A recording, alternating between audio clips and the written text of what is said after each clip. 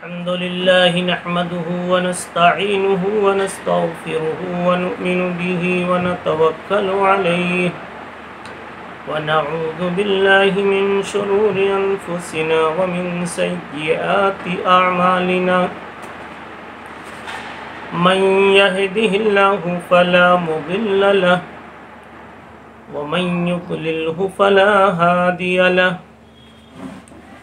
ونشهد أن لا إله إلا الله وحده لا شريك له ونشهد أن سيدنا ونبينا ومولانا محمدا عبده ورسوله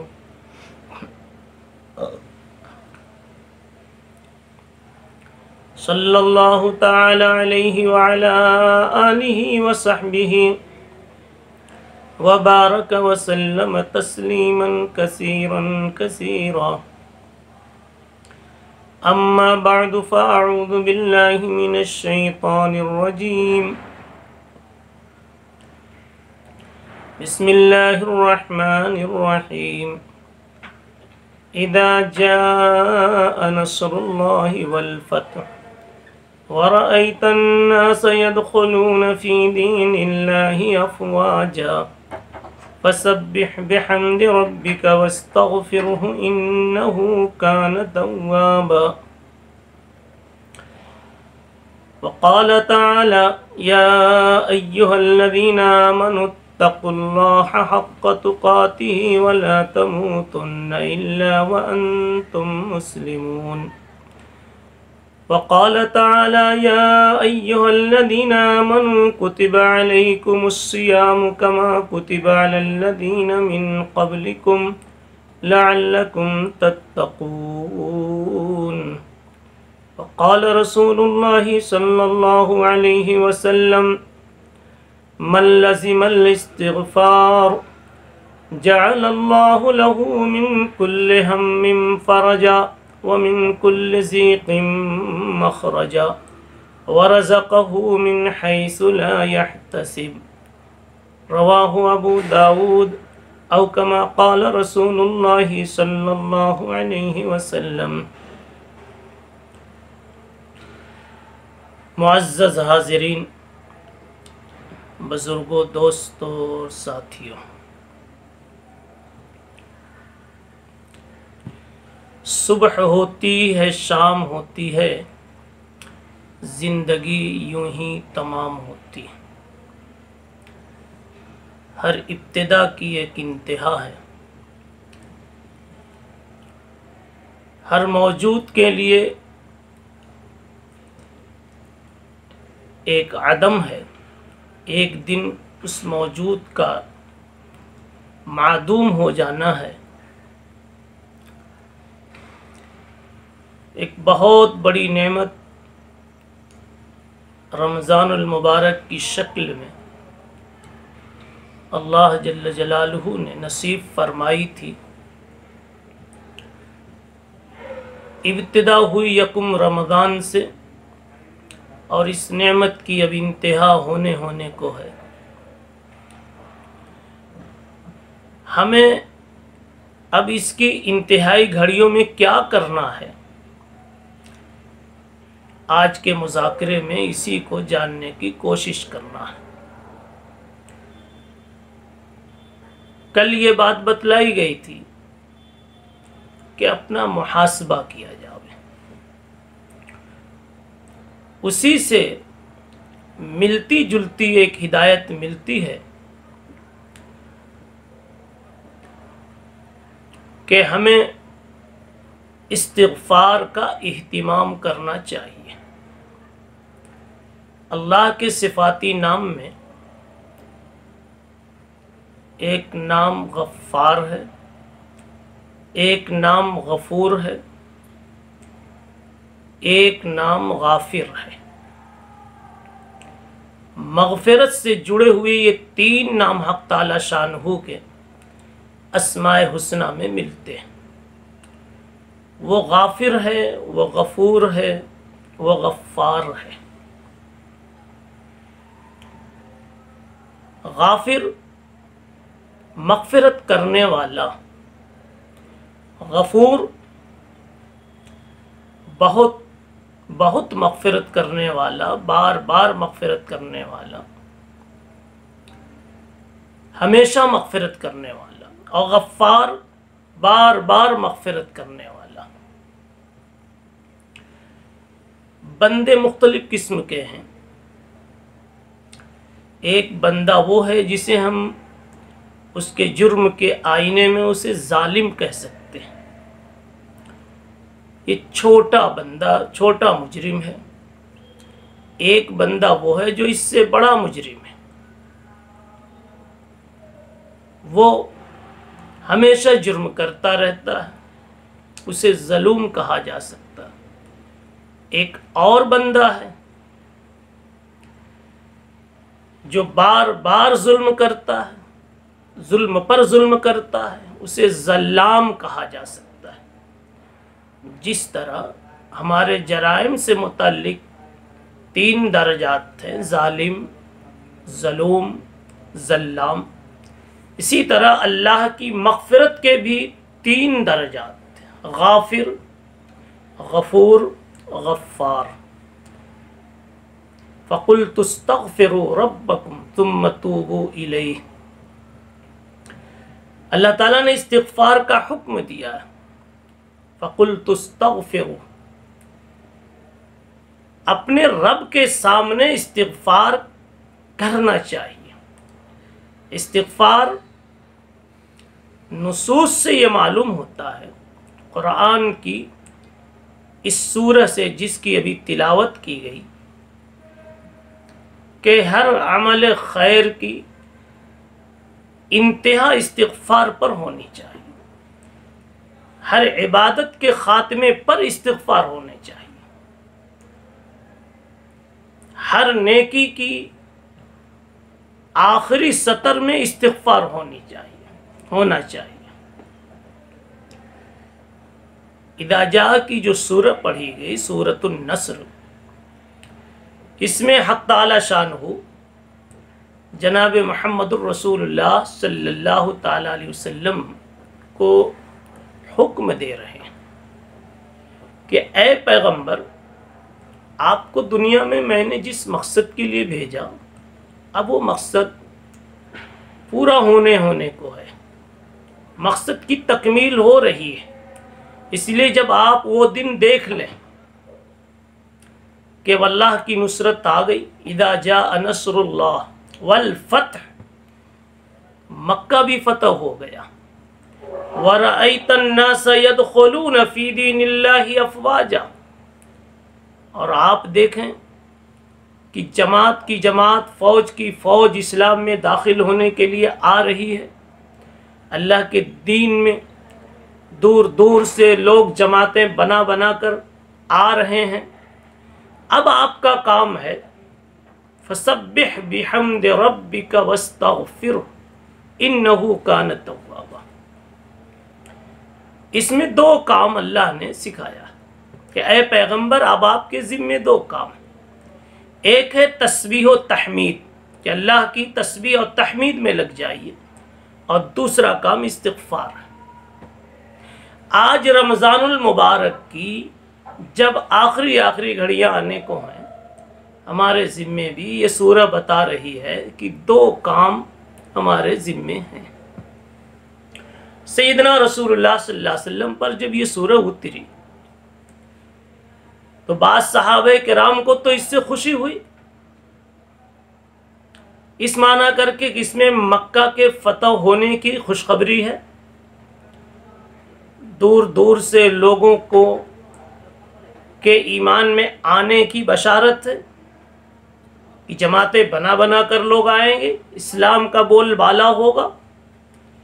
لیکن اس میں ایک دوسرا مضمون بھی چھپا ہوا تھا جس کو کسی صحابی نے سمجھا۔ وہ مضمون اس میں ہے جناب محمد الرسول اللہ صلی اللہ علیہ وسلم کے دنیا سے تشریف لے جانے کا، آپ کی وفات کا مضمون ہے، کہ اللہ تعالیٰ یہ کہنا چاہتا ہے کہ اے پیغمبر، آپ کو بھیجا ہی تھا اس کام کے لیے کہ میرے دین کا آپ بول بالا کر دیں، میرے دین کی نشر و اشاعت کر دیں، یہ سورہ یہ کہہ رہی ہے کہ اب جب وہ دن آ ہی رہا ہے اور قریب ہے کہ آ جاوے، تو اب آپ کو اس کی اب فکر نہیں کرنی ہے، آپ کے خدام، آپ کے وارثین اور نائبین اس کو تھام لیں گے۔ اب آپ تسبیح کیجیے اللہ کی، یعنی اللہ کی طرف متوجہ رہیے ہمہ وقت، اور اللہ کے پاس آنے کی فکر بڑھا دیجیے، تیاری میں لگ جائیے۔ تو بعض صحابہ کرام نے اس سے یہ سمجھا کہ اس میں حضور پاک صلی اللہ علیہ وسلم کے وفات کی اطلاع۔ باتیں تو دونوں ہی تھی، خوشی کی بھی بات ہے کہ مکہ فتح ہوگا، اللہ کا گھر بتوں سے خالی کیا جائے گا، یقیناً خوشی کی بات تھی، اور نبی پاک صلی اللہ علیہ وسلم کے انتقال کی پیشگوئی بھی اس سے ملتی ہے، خبر بھی ملتی ہے، یہ مضمون بھی صحیح تھا، اس لیے کہ یہ سبھی کو معلوم ہے کہ جب جلسہ مکمل ہو جاتا ہے، پروگرام کوئی بھی مکمل ہو جاتا ہے، تو لگائے ہوئے پنڈال اتار لیے جاتے ہیں، بچھائی ہوئی چٹائیاں لپیٹ دی جاتی ہیں، لائٹیں اب نکال لی جاتی ہیں، چراغ گل کر دیے جاتے ہیں۔ کیوں؟ اس لیے کہ جو مقصد تھا وہ حل ہو گیا، جلسہ تھا تو جلسہ ہو گیا، شادی کا پروگرام تھا اس لیے پنڈال لگا تھا، شادی ہو گئی، پروگرام ہو گیا، پنڈال اٹھا لیا جاتا ہے۔ جناب محمد الرسول اللہ صلی اللہ تعالی علیہ وسلم کو اس دنیا میں بھیجا ہی اس لیے گیا تھا کہ آپ دنیا کو سجا دیں، بنا دیں، اللہ کی معرفت سے آشنا کرا دیں۔ اور جب یہ دن آ ہی رہا ہے، قریب آ چکا ہے کہ فوج کی فوج اسلام میں آوے گی، اور مکے میں بیت اللہ شریف سے بتوں کو نکالا جائے گا، مکہ فتح ہو جائے گا، وہاں اذانیں بلند کی جائیں گی۔ اب ظاہر سی بات ہے کہ محمد الرسول اللہ صلی اللہ علیہ وسلم کو اس دنیا میں اب رکھنے کی ضرورت نہیں ہے۔ فسبح بحمد ربک، اس لیے اب آپ کو آنا ہے آخرت کی طرف، اور جب آخرت کا سفر آپ کا شروع ہونے والا ہے تو آخرت کی تیاری میں لگ جائیے، یعنی آپ کی محنت کا، آپ کی عبادت کا، آپ کی اس دنیا میں طاعات کا، ذکر کا خاتمہ اس پر ہو، اختتام اس پر ہو کہ آپ تسبیح و تحمید میں اور استغفار میں لگ جائیں۔ کیا مطلب ہے تسبیح و تحمید کا اور استغفار کا؟ اسی کو سمجھیں اور اسی سے ہم کچھ اپنے لیے سبق اخذ کریں۔ تسبیح و تحمید کا مطلب ہے، دو لفظ ہے، تسبیح، تحمید۔ فسبح تسبیح، بحمد ربک تحمید۔ فسبح کے معنی تسبیح، تسبیح کا مطلب یہ ہے کہ حق تعالی شانہ نے نبی پاک علیہ السلام کو بہت بڑا کام دیا تھا، اور اتنا بڑا کام تھا کہ اس کام میں کامیابی حاصل کرنا کسی کے بس کی بات نہیں تھی، سب کے بس کی بات نہیں۔ خود اللہ فرماتے ہیں الم نشرح لک صدرک ووضعنا عنک وزرک الذی انقض ظہرک ورفعنا لک ذکرک۔ بھائی کس نے تمہارے دل میں یہ جان، یہ شان، یہ طاقت، یہ حوصلہ پیدا کیا کہ آپ نے حالات سے ٹکر لے لی، مصائب اور مشکلات سے آپ نے ٹکر لے لی؟ علم نشرح لک، پتا ہے ہم نے کیا تھا، یہ ہم نے کیا تھا، یعنی جیسے حالات تھے اسلام کے خلاف، حق کے خلاف، توحید کے خلاف، ثابت قدم رہنا آسان کام نہیں تھا، لیکن حضور پاک صلی اللہ علیہ وسلم نے ثابت قدمی دکھائی اور 100% کامیابی حاصل کر لی، اور پورا ایک گلستان سجا دیا، ایک گلشن آباد کر دیا۔ اللہ کو جیسے جیسے اس انسانی گلشن میں، بشری گلدستے میں پھول کی ضرورت تھی، اور اللہ جیسا جیسا پھول دیکھنا چاہتا تھا، میرے نبی نے اس گلدستے میں ویسے ویسے پھول سجا دیے۔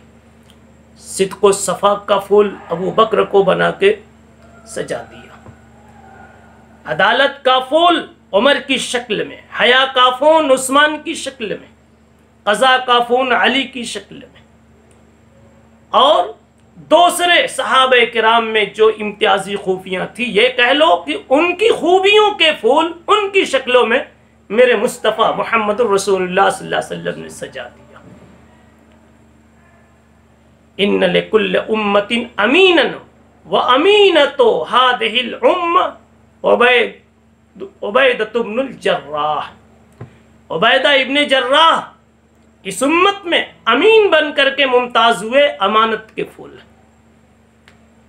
اقرأہم ابی بن کعب، قرآن مجید کی نہج جبرائیلی پر، نہج الہی پر تلاوت کرنے والے، نہج نبوت پر تلاوت کرنے والے سیدنا ابی بن کعب رضی اللہ تعالی عنہ۔ تو کہہ لیجئے کہ اس گلشن میں تلاوت صحیحہ اصلیہ کا پھول دیکھنا ہے تو ابی بن کعب کی شکل میں۔ حضرت معاذ بن جبل کو جناب رسول اللہ صلی اللہ علیہ وسلم نے حلال و حرام کا سب سے زیادہ علم رکھنے والا بتایا۔ یہ سب گلشن کے پھول ہیں، کسی کو کچھ کسی کو کچھ، ہر صحابی کی کوئی نہ کوئی خصوصیت مل جاتی۔ اب جب میرے نبی صلی اللہ علیہ وسلم نے سب کچھ کر دیا تو اب اللہ کے نبی کو تسبیح کا حکم دیا جا رہا ہے۔ بہت ہی زیادہ سبق لینے کی جگہ ہے، بہت ہی زیادہ سبق لینے کی جگہ ہے ان لوگوں کو جن کو اللہ نے اس ماہ مبارک میں قدر کرنے کی، رمضان کی، اور تلاوتوں سے، دعاؤں سے، سجدوں سے، تراویح سے اور نفلوں سے رمضان کو آباد رکھنے کی جن کو توفیق دی اللہ نے، ان کے لیے خاص طور پر اس میں بڑا سبق ہے کہ کہیں شیطان کوئی دوسری بات نہ پیدا کر دے۔ شیطان تو سب کے پاس جاتا ہے، جیسا کہ شروع میں ایک مجلس میں اس کے ہتھ کنڈوں کے تعلق سے تفصیل سے بات کی گئی، نبیوں تک کو نہیں چھوڑتا وہ۔ یہ اور سی بات ہے کہ لات کھاتا، مار کھاتا، مگر ہمت نہیں ہارتا، ہر ایک کے پاس جاتا ہے، اور جس کے پاس جتنا جوہر ہوتا ہے، سرمایہ ہوتا ہے، دولت ہوتی ہے، مال ہوتا ہے، لٹیرا اس کے پاس اتنی زیادہ جاتا ہے۔ تو جن لوگوں کو رمضان میں اعتکاف ملا، تلاوتیں ملی، دعاؤں کی توفیق ملی، نفلیں ملی، روزے ملے، آنسو کچھ مل گئے، آنسو گرانے کی توفیق مل گئی، ایسے لوگوں کے پاس تو شیطان بڑی ٹیم لے کر آتا ہو۔ تو یہ لاسٹ میں کیا آپ سے چھیننا یا کون سی بربادی آپ پہ لانا چاہتا ہے، آج کی اس تفسیر سے ہمیں سمجھنا۔ جناب رسول اللہ صلی اللہ علیہ وسلم کو اللہ تعالیٰ فرماتے ہیں فَسَبِّحْ، آپ کامیاب ہو گئے، آپ نے مکہ فتح کروا دیا، کر لیا، لوگ آ گئے جماعتیں بنا بنا کر کے، آپ نے اپنا کام، اپنا فریضہ، اپنا جو حکم تھا ہمارا، اس کو آپ نے پورا کر دیا۔ اب جب پورا کر دیا تو شیطان دل میں لا سکتا ہے کہ اے محمد آپ نے بڑا کام کر دیا، دیکھو یہ بڑائی نہیں آنی چاہیے کہ ہم نے کر دیا اور بڑا اچھا کر دیا۔ اس لیے تسبیح پڑھو، فسبح، تسبیح کا مطلب یہ ہے کہ تم اپنی ذات کو عیب سے پاک نہ خیال کرو، عیب سے پاک تو صرف اس کی ذات ہے جس کی تسبیح پڑھی جانی چاہیے۔ فسبح بحمد ربک، اے پیغمبر، مانا کہ آپ نے غار حرا سے لے کر حجرہ عائشہ میں مدفون ہونے تک، روح نکلنے تک آپ نے بڑے مجاہدات کیے، لیکن اپنے کو کبھی بے داغ آپ نہ سمجھے۔ اللہ کہہ رہا ہے، اللہ کہے آپ کو بے داغ یہ الگ سی بات ہے، انسان اپنے کو کبھی بے داغ نہ سمجھے۔ بے داغ حقیقت میں صرف خدا کی ذات ہے، بے عیب صرف خدا کی ذات ہے۔ اس لیے اے محمد صلی اللہ علیہ وسلم، میرے مصطفیٰ، میرے مجتبیٰ، آپ نے کر دیا، لیکن یہ نہ سمجھے بے داغ ہے۔ ممکن ہے کہ داغ اس میں بہت ہو، امکان ہے کہ اس میں کہیں کہیں داغ پڑے ہوں۔ یہ تصور ہونا چاہیے خدمت کرنے والے کا، عبادت کرنے والے کا۔ یہیں سے مدرسین کو یہ بات ملتی ہے کہ بہتر سے بہتر پڑھا کر بھی وہ آخر میں کہے سبحان اللہ و بحمدہ۔ بے داغ تو صرف اللہ ہے، ہم نے کتنا بھی خوبصورت پڑھا دیا مگر پھر بھی ہم داغدار ہیں. کتنے داغ اس میں ہوئے جس کا ہمیں پتہ تک نہیں چلا. تو یہ تو حضور پاک علیہ الصلوۃ والسلام کے تعلق سے اللہ کہہ رہا ہے. تو ہمارے اندر میں تو کتنے داغ ہیں ہماری عبادتوں میں جو پائے گئے. اس لیے ہمیں تو تسبیح کا اس لاسٹ پیریڈ میں زیادہ اہتمام کرنا چاہیے اور یوں سمجھنا چاہیے کہ جو کچھ بھی ہم نے کیا ہے اس میں نہ معلوم کتنی کمزوریاں ہوں گی. ہمارے روزے میں کتنی کمزوری، تراویح میں کتنی کمزوری. ہم نے روزہ رکھ کر روزے کے آداب کو نہیں برتا، نہ زبان کی حفاظت کی، نہ آنکھ کی حفاظت کی. ہم نے روزے کی، رمضان کی مقدس راتوں کا بھی حق ادا نہیں کیا. شب قدر معنی کی متعین نہیں، لیکن حدیث میں آخری عشرے کی تاک راتوں میں اشارہ تو دیا گیا. التمسوها فی العشر الاواخر، اس آخری عشرے میں تلاش کرنے کا حکم تو دیا گیا. لیکن ہم باوجود یہ جاننے کے کہ کوئی ایک رات نہیں لیکن 4-5 تاک راتیں ہیں، ان میں سے کوئی ایک رات تو ہوگی مگر اس کی بھی ہمیں توفیق نہیں ہوئی. یہ کمزوریاں ہماری. ہر عابد کو ہر رمضان میں عبادت کرنے والے کو اپنے اندر میں اس عیب کا تصور کر کے اللہ کی تسبیح کثرت سے کرنی چاہیے. اس میں دوسرا ٹکڑا ہے وہ بحمدہ، سبحان اللہ و بحمدہ، اور آیت میں ہے فسبح بحمد ربک، اللہ کی حمد کرو. اس کی تشریح بھی بڑی پیاری ہے. مطلب ہے کہ اے نبی محمد مصطفیٰ صلی اللہ علیہ وسلم، اگر آپ کو کامیابی مل گئی اور ہاتھ سے چھٹا ہوا مکہ واپس آ گیا، اللہ کے گھر کو آپ نے اللہ کی آوازوں سے، اذانوں سے آباد کر دیا، سجدوں سے، نمازوں سے، تلاوتوں سے، طواف سے آباد کر دیا، تو اے میرے نبی آپ اس کامیابی میں اپنا کمال نہ سمجھیں. وَبِحَمْدِهِ، سارا کمال اللہ کا. اس لیے کہ اللہ اگر توفیق نہ دے انسان کے بس کا کام نہیں. اللہ اگر توفیق نہ دے انسان کے بس کا کام نہیں. بالکل سچ ہے جی. اللہ جس کو توفیق نہیں دیتا اس کی زبان پر کئی 100 سال کی عمر بھی مل جائے تو ایک مرتبہ یا اللہ بولنا اس کو نصیب نہیں ہوتا. اور خدا جس کو توفیق دیتا ہے وہ 24 گھنٹے میں 24,000 مرتبہ اللہ اللہ کی رٹ لگا لیتے ہیں. اللہ اگر توفیق نہ دے انسان کے بس کا کام نہیں. فیضان محبت عام تو ہے، عرفان محبت عام نہیں. اور بالکل سچ کہا ہے مناجات میں، تو وہ داتا ہے کہ دینے کے لیے در تیری رحمت کے ہر دم ہے کھلے، اور تو وہ قادر ہے کہ جو چاہے کرے، جس کو چاہے دے، جسے چاہے نہ دے. اس لیے پیغمبر علیہ الصلوۃ والسلام کو یہ سبق سکھایا جا رہا ہے کہ آپ اگر کامیاب نظر آ رہے ہو اور وہ دن آپ دیکھنے والے ہیں کہ یدخلون فی دین اللہ افواجا، تو یہ آپ اپنی کامیابی نہ سمجھیں، اپنا کوئی کمال نہ سمجھیں. یہ اوپر والے کا اصل کمال ہے جس کا ظہور آپ کی ذات پر ہو رہا ہے کہ اللہ نے آپ کو ذریعہ بنا کر کے بیت اللہ کو آباد کرا دیا. اصل میں تو اللہ کا کمال تو یقیناً ہر کمال اللہ ہی کا ہے، وہیں سے چھن چھن کر قطرے قطرے اتر کر بندوں پر آتا ہے. بندے کو بھی باکمال کہہ سکتے ہیں، کوئی حرج نہیں، لیکن اصل کمال تو اللہ کا ہے.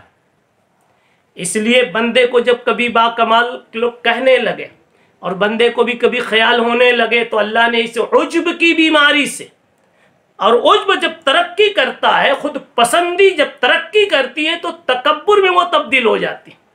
اس لیے جناب رسول اللہ صلی اللہ علیہ وسلم کو ان تمام کمالات کے حصول کے بعد اور تمام کامیابیوں کے مل جانے کے بعد اللہ تعالیٰ نے تکبر سے، شیطانی حربے سے، شیطانی مرض سے بچانے کے لیے حق تعالی شانہ نے کہا استغفار کیجئے، تسبیح کیجئے، تحمید کیجئے، واستغفرہ تیسرا کام دیا۔ پہلا کام تو یہ ہوا کہ تسبیح جو کیا اس میں ابھی داغ بہت ہوں گے، بے داغ تو صرف اللہ کی ذات ہے۔ وَبِحَمْدِهِ اور جو کمال آپ کا دکھ رہا ہے وہ اصل آپ کا نہیں ہے، جو کامیابی دکھ رہی ہے وہ اصل آپ کی نہیں ہے، وہ اللہ کی کامیابی، اس نے توفیق بخشی۔ تیسرا کام وَاسْتَغْفِرُ اور اللہ سے معافی مانگ لو، اللہ سے معافی مانگتے رہو۔ صحابہ کرام فرماتے ہیں کہ اس سورہ کے نزول کے بعد جناب رسول اللہ صلی اللہ علیہ وسلم کثرت سے استغفار اور تسبیح و تحمید میں لگ گئے، کثرت سے پڑھتے تھے سبحانک اللہم و بحمدک و تبارک اسمک، اور کثرت سے اللہم اغفر لی اور استغفر اللہ وغیرہ کے اوراد اور وظائف کرتے تھے، بکثرت پڑھتے تھے، اس لیے کہ اللہ نے حکم دیا کہ آپ تسبیح میں لگیے، تحمید میں لگیے، سبحان اللہ و بحمدہ، سبحان اللہ والحمدللہ، اور استغفر اللہ میں لگیے۔ معلوم یہ ہوا کہ کسی نیکی کی توفیق اور کامیاب توفیق مل جائے، کامل توفیق مل جائے تو تین کام اور ہمارے ذمہ رہ جاتے ہیں، تسبیح، تحمید اور استغفار۔ اور یہ کبھی نہ بھولیں کہ کتنا بھی لوگ اچھا کہہ دے، تعریف کر دے، اللہ عیب نکالنا چاہے تو نکال سکتا ہے، اسی لیے تسبیح کا حکم دیتا ہے۔ اور اچھائیاں جو آئی ہیں آپ کے باپ دادا کی دی ہوئی خوبی نہیں ہے، یہ خوبی اوپر سے آئی ہوئی۔ عقل کے بعد جب کمیاں نظر آئیں اور آ سکتی ہیں تو لازماً استغفار کرنا چاہیے۔ ایسے ہی میرے بھائیوں ہمیں معلوم ہے کہ ہم نے تراویح بھی الحمدللہ پوری پڑھی، ڈھنگ سے پڑھی، توجہ سے پڑھی، قرآن مجید بھی ڈھنگ سے پڑھا اور سنا، تلاوتیں بھی خوب کی، دعاؤں کا اہتمام بھی کیا، رمضان میں الٹی سیدھی خرافات سے بھی اپنے کو بچایا، فضول خرچیوں سے بچایا، ناچ گانے کے سننے اور دیکھنے سے بچایا۔ یہ سب ایک کلمے والے نے اہتمام کیا، نمازی نے، مسجدوں سے تعلق رکھنے والے نے، مصلی پر بیٹھنے والوں اور بیٹھنے والیوں نے، اللہ کی بندیوں میں کتنی ایسی ہیں جس نے 10 قرآن ختم کر لیا، کتنی ایسی مل جائیں گی جنہوں نے 10 قرآن ختم کر لیے۔ آج کے دور میں یہ کوئی معمولی بات نہیں ہے، کتنی ایسے جن کی کبھی بھی 30 دن میں تہجد نہیں چھوٹی، کتنی ایسی بندیاں ہیں جن کو رونا خوب نصیب ہوا۔ اگر ہم نے مسجدوں کو، مرد ہو کر کے ہم نے مسجدوں کو آباد کیا ہے، مصلی کو آباد کیا ہے، تو انہوں نے بھی اپنے گھر کو عبادت خانہ بنا کر کے اللہ کی محبت سے، اللہ کی عبادت سے، اللہ کی طاعت سے اور اس نسبت پر نکلنے والے آنسوؤں سے اپنے گھر کو، گھر کے مصلی کو آباد کیا۔ اس لیے ہر ایک کو اب یہی 3 سبق یاد کرنا ہے، تسبیح، تحمید، استغفار۔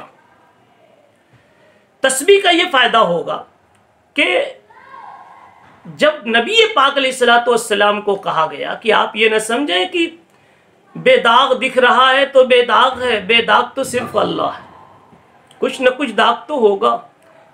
اگر اس کا مفہوم ذہن میں بیٹھ جاوے تو آپ 100% کسی نیکی میں کمال حاصل کرنے کے بعد اگر کسی نے آپ کو کہیں انگلی رکھ کے عیب دکھا دیا، کوئی عیب جوئی کر لی، کوئی کمزوری آپ کی بتا دی، تو آپ کو برا نہیں لگے گا، اس لیے کہ آپ کو یہ سورہ یاد آئے گی۔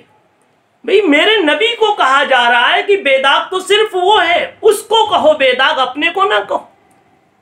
تو اگر ہم کو کسی نے داغدار مان لیا، دیکھ لیا، کوئی داغ اور عیب تلاش کر لیا تو کون سی تعجب کی بات۔ اور اگر ہم اپنا کمال سننا چاہتے تھے لیکن ہمارا کمال کسی نے ہماری طرف منسوب نہیں کیا، اس کو یوں کہہ دیا، اللہ نے کیا کرشمہ دکھایا کہ دیکھو ایسی ایسی توفیق آپ کو مل گئی، تو آپ کو اس میں کچھ خیال نہیں آنا چاہیے کہ یہ میرا کمال تھا۔ جیسے قارون نے کہہ دیا تھا کہ جو دولت ملی ہے وہ میرے علم اور ہنر کی بنیاد پر ملی، وہ دینے والے کو بھول گیا تھا، اس لیے کبھی بھی دینے والے مالک کو نہ بھولیں۔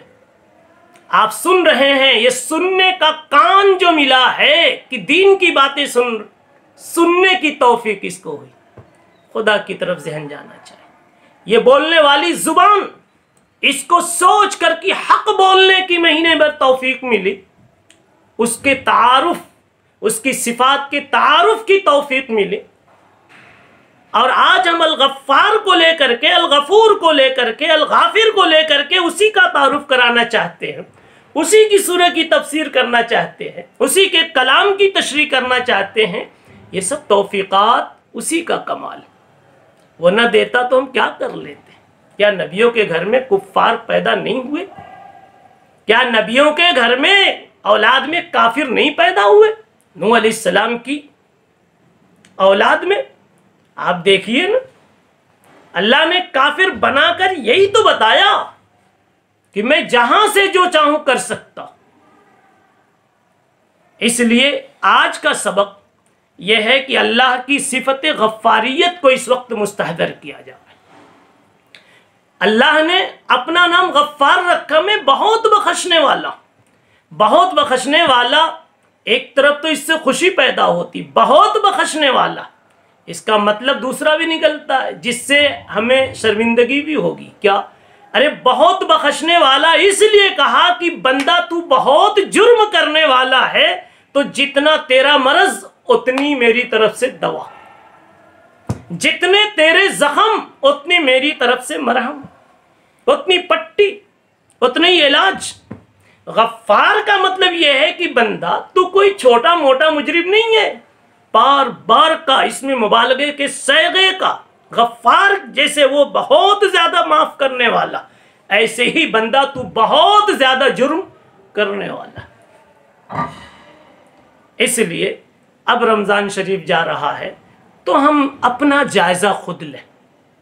میں نے کل عرض کیا تھا کہ اپنا جائزہ اس طرح سے لے کہ اللہ کی تعلیمات کے آئینے میں دیکھیں کہ اللہ نے کیسے اور کتنا کرنے کو کہا تھا اور ہم نے کیسا اور کتنا کیا، اور یوں نہ سمجھ میں آئے تو اپنی مسجد کے، اپنی بستی کے، اپنے قبیلے خاندان کے نیک لوگوں میں کسی کو نمونہ بنائیے، اتنا ہم نے بھی کیا کہ نہیں کیا، اتنی راتیں ہم بھی جگے کی نہیں، اتنی رکعتیں ہم نے بھی پڑھی کی نہیں، اتنے صدقے خیرات ہم سے ہوئے کی نہیں، وغیرہ وغیرہ۔ یہ ساری باتیں تو کبھی تعلیمات کو سامنے رکھ کر کے، لیکن اگر ہر ایک کا دماغ تعلیمات میں نہیں چلتا تو انسان ایک مشاہدے کی چیز ہے، اس کو دیکھ کر کے سیکھ سکتا ہے کہ ہم نے اس سے کتنا کم کیا، ہم اس سے کس قدر پیچھے، ہم اس کے سامنے زیرو ہو گئے۔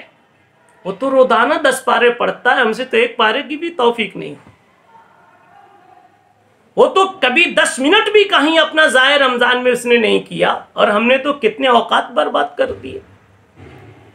المختصر الحاصل، گفتگو کا خلاصہ یہ ہے کہ اب آخری دنوں میں ہمیں اپنا محاسبہ کرتے ہوئے، پچھلے دنوں کا جائزہ لیتے ہوئے 3 کام کرنا ہے۔ تسبیح و تحمید کا اہتمام، تسبیح اور تحمید اور پھر استغفار۔ اس لیے تسبیح و تحمید کے لیے کثرت سے آج کل پڑھیں سبحان اللہ والحمد للہ ولا الہ الا اللہ واللہ اکبر۔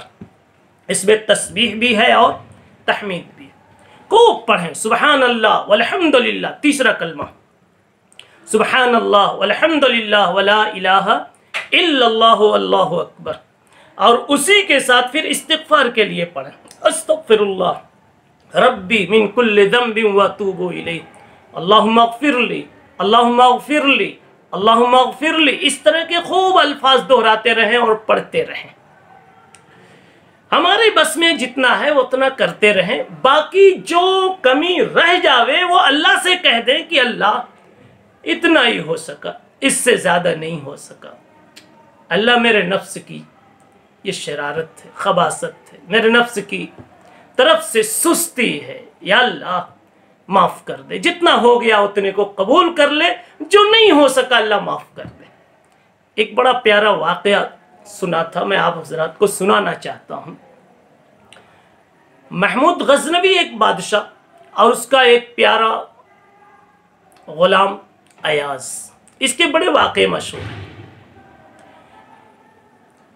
अयाज में कुछ खूबियाँ थी ऐसी अखलाकी, दानिशमंदी की, इंसानियत की, कि महमूद बादशाह उसको मुमताज़ वक़ार और इकराम के साथ रखता था।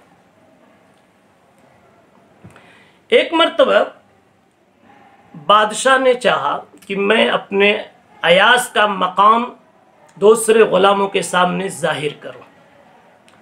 तो बादशाह ने क्या कहा, भाई आज सारे वज़ीरों को जमा किया या सारे ग़ुलामों को जमा किया। उनको जमा करके ये कहा कि आज मेरा जी चाहता है कि एक मैं खेल देखूं तुम लोगों का, ज़रा खेल खेल के तो दिखाओ ना। कहा हज़रत बिल्कुल हम तैयार हैं, हम तो आपके ग़ुलाम हैं। कहा देखो मैं दरिया में मोती फेंकता हूँ, बहुत सारे मोती हमने फेंक दिए, अब तुम सब जाओ दरिया में मोती तलाश करके ले आओ, लेकिन शर्त है मेरी तरफ से कपड़ा आपका भीगना नहीं चाहिए। मोती लाओ लेकिन कपड़ा भीगना नहीं चाहिए। सारे के सारे सोचने लगे, जनाबे आली ये कैसे हो सकता है, दरिया में मोती अंदर में पड़ा हुआ है और कपड़ा ना भीगे, हम मोती तक पहुंचेंगे कैसे। तो सबने तो वहीं हार मान ली। लेकिन अयाज का जब नंबर आया तो अयाज दरिया में कूद गया और मोती लेकर के आ गया और आ करके कहता है, आली जनाब आपने दो कामों का हुक्म दिया था, एक तो ये है कि मोती लेके आ जाओ और दूसरे ये कि कपड़ा अपना भीगने से बचा लो। जनाबे आली हमारे बस में जितना था उतना कर लिया कि मोती तो लाके दे दिया, कपड़ा बचाना हजरत हमारे बस में नहीं था, इसलिए माफ कर दीजिए। मोती तो कबूल कर लीजिए, अब कपड़ा भीग गया तो हजरत माफ कर लीजिए। कितना प्यारा सबक है कि रमज़ान की कदर में अगर हमसे कुछ कदर हुई है, कुछ नमाजें हुई हैं, कुछ तकवा सीखा है, तो हमें ये चाहिए कि अल्लाह से ये कहे कि अल्लाह जो हुआ कबूल कर लीजिए। तिलावत, रोज़ा, दुआ, तरावीह, क़यामे लैल, जो भी हुआ अल्लाह कबूल कर लीजिए। और जो नहीं हो सका, जिसमें हम फेल हो गए, जिन बेहतियातियों का शिकार हो गए, जिन कमजोरियों का शिकार हो गए, अल्लाह उनमें माफ कर दीजिए। अयाज की ये खूबी महमूद की निगाह में इतनी खूबसूरत कि महमूद ने कहा, देखा इसको कहा तो करने के दर पे हो गया, हार नहीं माना और जितना हुआ उतना करके दिखा दिया। नहीं हुआ तो जो उसका काम था वो भी कर लिया, यानी कि इस्तिग़फ़ार कर लिया, माफ़ी मांग ली, अपनी कमज़ोरी का एतराफ़, कसूर का एतराफ़ किया। ये एतराफ़ कसूर, इक़रार जुर्म, ये भी बहुत बड़ी खूबी है। तो इसलिए अब हम ये चाहेंगे कि आखिर इन घड़ियों में हम अपना बेहतरीन जायज़ा लें और ये 3 काम अपना बना लें। शायद आपको याद होगा 3 काम क्या बताया सूरह इदा जाअ की रोशनी में। एक तो है तस्बीह और एक है तहमीद, और ये दोनों काम के लिए तीसरा कलमा पढ़िए, दोनों चीज़ें इसमें आ जाती हैं। और उर्दू में समझना है तो समझे, तस्बीह के माने अपने को बेदाग कभी न समझो, जो काम किया है उसमें समझो बहुत कमजोरियां होंगी, बेदाग तो सिर्फ अल्लाह। और तहमीद का मतलब जो हुआ है मेरे बाप दादा या मेरी अपनी खूबी और अपने कमाल से नहीं हुआ, उस मालिक की तौफीक से हुआ, ये भी उसका कमाल है। और लास्ट में अपनी कमज़ोरी को सोच करके, अपने ऐब को सोच करके, वस्तग़फ़िरहु इन्नहु कान तव्वाबा, इस्तिग़फ़ार की कसरत करें कि अल्लाह ये रमज़ान तो अच्छा नहीं गुज़रा। हम नियत करते हैं, अज़्म करते हैं, प्लान बनाते हैं कि अगले दिनों में, अब अगले साल में आप हमारे लिए रमज़ान मुक़द्दर कर दीजिए, इंशाअल्लाह इससे बेहतर गुजारने की कोशिश करेंगे। और बल्कि अगले दिन हम ईद के दिनों में भी, अगले महीनों में भी इंशाअल्लाह एक अच्छे इंसान बन करके रहने की कोशिश करेंगे। बहरहाल ये आखिरी सबक हमें नसीब हो रहा है जनाब मुहम्मदुर रसूलुल्लाह सल्लल्लाहु ताला अलैहि वसल्लम की ज़िंदगी से। और आखिरी बात चंद मिनट में कह के ख़त्म करता हूँ। अल्लाह ताला ने روزہ جہاں فرض کیا اس آیت میں فرمایا تھا لعلکم تتقون، روزہ اس لیے دیا کہ تمہارے اندر میں تقوی آ جائے۔ اور تقوی اس کو نہیں کہتے میرے بھائیوں کہ ایک دن دو دن کوئی گناہ چھوڑ کے دکھا دیا، کوئی نیکی کر کے دکھا دیا۔ تقوی کا حاصل ہے ایک ایسی صلاحیت انسان میں پیدا ہو جائے، ایک ایسا ملکہ، ایک ایسی صلاحیت کہ وہ کیے بغیر، اس کے مقتضا پر چل کر نیکی کیے بغیر انسان کو چین نہ آوے۔ تقوی نام ہے ایسی صلاحیت کا اندر میں آ جانا کہ اس صلاحیت کی وجہ سے جس نیکی کو کرتا رہا ہے اس کے کیے بغیر چین نہ آئے۔ جیسے آپ نے رمضان میں تلاوت کی ہے اور بھی نیکیاں کی ہیں، تو آپ کو عید کے بعد بھی قرآن یاد آوے، تلاوتیں یاد آئیں، دعائیں یاد آویں، اللہ اللہ کی محفلیں یاد آویں، اور گناہ سے بچنے کا، گناہ کے موقعوں پر ایک جذبہ یاد آوے، مجھے تو بچنا ہے۔ لیکن افسوس یہ ہے کہ معلوم نہیں ہم رمضان میں تقوی سیکھتے ہیں، بڑھاتے ہیں یا برباد کرتے ہیں کہ عید کا دن آتے ہی وہ بے احتیاطیاں ہوتی ہے اور وہ جرائم وجود میں آتے ہیں کہ انسان جس کے تصور سے گھبرا جائے۔ اس لیے اس کا بھی امتحان اور جائزہ ہمیں محاسبہ لینا کرنا ہے کہ تقوی ہمارے اندر میں کتنا آیا۔ اور تقوی کو آپ 3 پیرائے پہ جانچ سکتے ہیں، عزت کے سلسلے میں، لذت کے سلسلے میں، اور اپنی راحت کے سلسلے میں۔ کتنے ابھی آپ لڑاکو ہیں اور کتنے بے قرار ہیں، تھوڑی تھوڑی بات پر عزت کے لیے لڑ جاتے تھے، کیا ابھی بھی وہی مزاج ہے؟ پتہ چلا ابھی تقوی میں آپ فیل ہیں۔ لذت کے لیے حلال و حرام بھول گئے آپ، جو جی میں آیا پہن لیا، جو جی میں آیا کھا لیا پی لیا، جیسی کمائی ہاتھ آئی قبول کر لیا۔ اگر ابھی بھی وہ جذبہ ہے تو آپ تقوی میں فیل ہیں۔ راحت، جس چیز میں مزہ اور راحت، جس چیز میں سکون، جس انداز میں سکون، مثلا فجر میں سوئے رہنے میں راحت، نمازوں میں نہ جا کر گھروں میں بیٹھے رہنے میں راحت، دھندوں میں لگے رہنے میں راحت محسوس کر رہے، 30 دن رمضان کے گزرنے کے بعد اگر اس راحت کے جذبے میں کمی نہیں آئی، آپ سمجھ جائیے اس فیلڈ میں بھی آپ تقوی کے اعتبار سے فیل ہیں۔ اس لیے ہمیں اپنے تقوی کا اس اعتبار سے جائزہ لینا ہے کہ ہم عزت کے نشے میں کیا کچھ ٹھنڈے ہوئے کی نہیں، لذت کے نشے میں کچھ ٹھنڈے ہوئے کی نہیں، اور راحت کے نشے میں کچھ ٹھنڈے ہوئے کی نہیں۔ اور سچی بات یہ ہے کہ یہ 3 باتیں اگر انسان کے معاشرے میں آ جائے کہ اپنی عزت کا نشہ ٹھنڈا کر لے، لذت کا نشہ ٹھنڈا کر لے، راحت کا نشہ ٹھنڈا کر لے، معاشرے کے سارے بگاڑ ختم ہو جائیں، لڑائیاں ختم ہو جائیں، جھگڑے ختم ہو جائیں، بے چینیاں ختم ہو جائیں، اور ایسے انسان کا شمار متقیوں میں ہوگا۔ اور یاد رکھو جب تک تقوی کا رنگ نہیں چڑھے گا اللہ کے ہاں اعمال مقبول نہیں ہوتے۔ انما یتقبل اللہ من المتقین، اللہ تعالیٰ کہتے ہیں انما یتقبل اللہ من المتقین، اللہ تعالیٰ کو تو متقیوں کے اعمال اچھے لگتے ہیں۔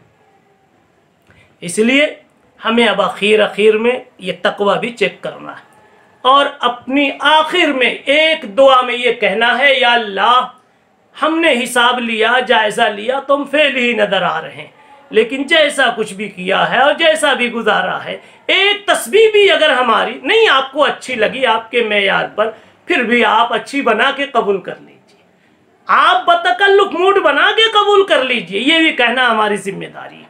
یہ بات کہاں سے سیکھی؟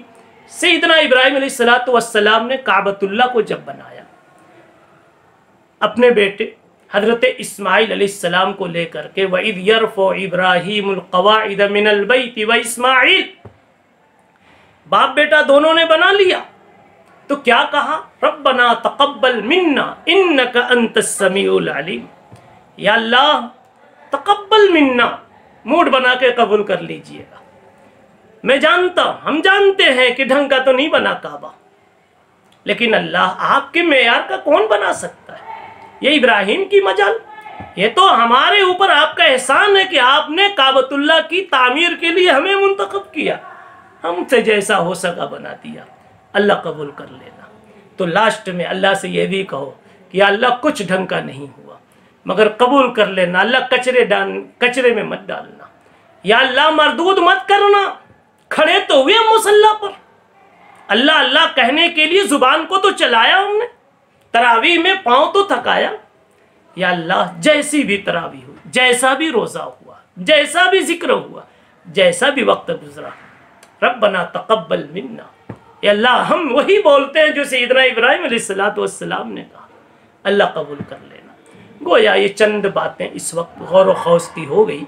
ایک تو یہ کہ محاسبہ کریں، دوسرے یہ کہ اپنی کمزوری کا تصور کر کے تسبیح کریں، کوئی اچھائی نظر آوے تو اللہ کی حمد کریں، تحمید کریں، شکر کریں اور استغفار کریں، اور آخر میں کل کرنے کرانے کے بعد یہ استغفار بھی قبول ہو جاوے۔ اس کے لیے اخیر میں کہیں ربنا تقبل منا، اللہ جو کچھ بھی ہوا سب قبول فرما لے۔ حق تعالی شان ہو ہماری آپ کی ان بار بار کی ملاقاتوں کو قبول فرمائے، اور اس 30 دن کے اس پروگرام کو اللہ تعالیٰ مقبولیت سے نوازے، اور ہماری زندگیوں میں خوبصورت اور حسین چینجنگ اور انقلاب کے آنے کا اللہ ذریعہ بناوے۔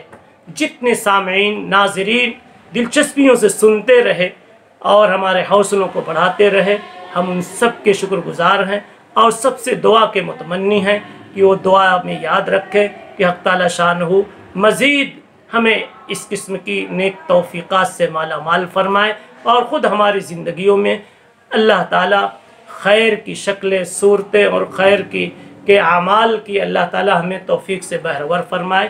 وآخر دعوانا ان الحمد للہ رب العالمین۔